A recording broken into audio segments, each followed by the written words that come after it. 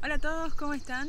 Quería aprovechar este lindo día para saludarlos y más que nada agradecerles todos los comentarios que me ponen en los videos, que me anima mucho y me hace ilusión cuando ustedes me dicen que están practicando con esos videos, que agarran las partituras, están estudiando o que simplemente los miran y pasan un buen momento.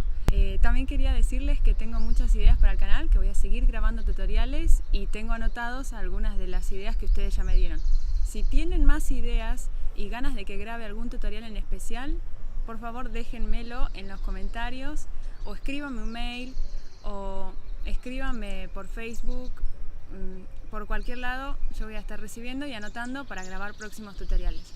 No se olviden que en el canal ya está disponible un curso de pandereta, donde les enseño a tocar la pandereta y diferentes ritmos.